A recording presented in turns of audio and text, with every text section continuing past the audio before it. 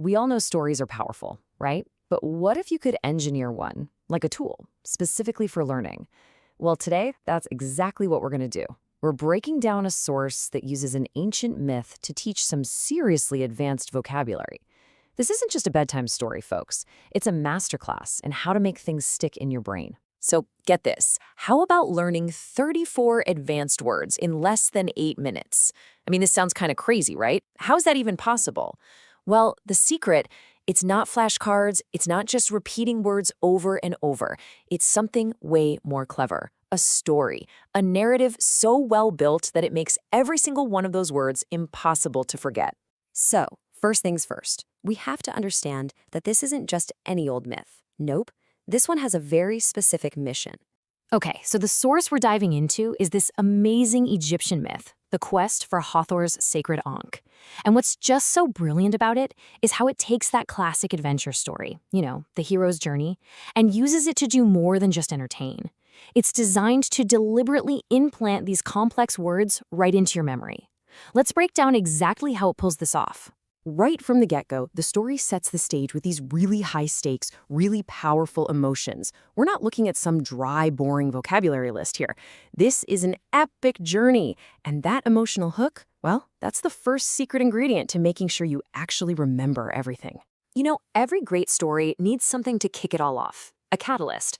And for our brains, that big initial problem, it's like creating a brand new file folder in your mind. It's where we're going to start storing this first batch of words. So, the world is in big trouble.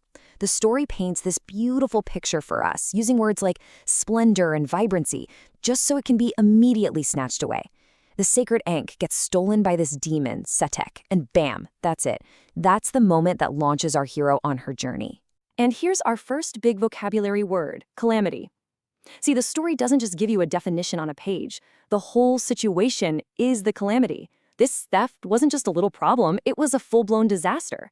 And by tying the word directly to this huge, world-changing event, its meaning gets anchored deep in your mind. Now, this is where the story gets super efficient. Check this out. It introduces the hero and the villain by describing their personalities, and their personality traits are the vocabulary words. So our hero, Nefert, has acumen, valor, and fidelity. The villain, Seteth, he's all about spite, avarice, and enmity. Suddenly, these abstract concepts have a face, a personality, and you get instant conflict.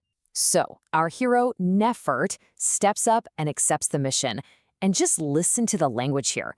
It's an arduous quest, right? It's filled with hazard, all to solve an enigma. These words are woven right into the fabric of her heroic choice, which makes them feel so much more active and important. Okay, so she's accepted the quest. Now comes the hard part. Nefert has to face the trials standing between her and the Ankh. And this, right here, is where the teaching method is just incredibly clever. In any hero's journey, this is called the road of trials. But in this story, each challenge, each obstacle is built for one purpose: to introduce a new set of related words. The plot is literally a vehicle for the vocabulary. Her path is broken down into 4 clear steps.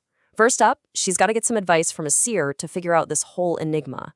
Then she has to make her way through a perfidious crypt. That means a treacherous one. After that, she comes face to face with a guardian sphinx. And finally, if she can get through all that, she gets to claim the hallowed Ankh. Every single step is a new scene, which means it's a new opportunity to learn. So when she's up against these deceitful traps, we learn the word perfidious. And we also learn about the sagacity or wisdom that she needs to get past them. When the villain tries to tempt her, we're introduced to opulence and allurement. When the sphinx attacks with fury, she has to answer with fortitude. See what's happening? The words are learned in pairs, a problem and its solution. And that context is what makes them really stick. In this next word, this one is the absolute key to her success. It's resolve. When Setek tries to bribe her with all these treasures, it's her firm resolve that allows her to say no. The story ties the word to this huge character moment, this pivotal choice, and that makes its meaning feel really powerful and emotional. All right, she survived the trials. Nefert has made it to the final challenge. It's time to restore the light and claim her reward. Now, this is so important. Her success isn't about luck. It's tied directly to who she is. It's her rectitude, her moral goodness, and her sheer boldness that ultimately win the day. And the results? It's not just that people are happy. The story uses the word euphoria, which is so much more powerful for a truly epic victory. And the reward itself isn't just getting the Ankh back. It's the benevolence of the goddess Hathor shining down on the land. This links the happy ending to this act of divine kindness, giving the word benevolence this wonderful feeling of grace and generosity. And, of course, the story wraps up with a moral. Nefert's whole adventure becomes a legacy that teaches everyone about the power of fidelity and restraint over greed. So, these last few words, they don't just end the story, they actually summarize the entire point of it, which perfectly closes that learning loop. So, there you have it. The story's complete. But the big question is, why does this work so well? Why is this method of teaching so ridiculously effective? 34. Let that sink in for a second.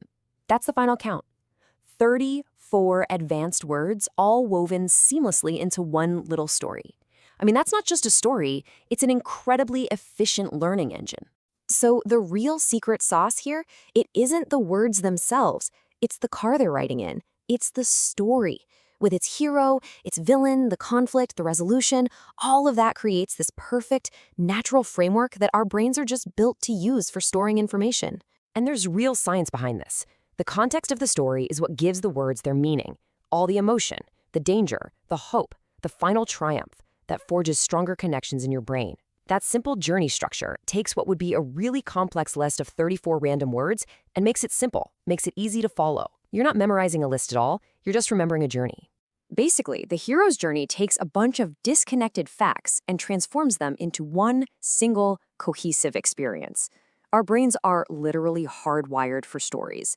And a method like this just taps into that fundamental wiring to make learning feel, well, almost effortless.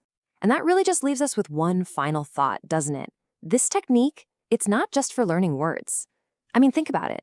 Any complex subject you can imagine. Physics, economics, even history. What really difficult idea could you finally get your head around? What skill could you master if you could just find the right story to teach it to you?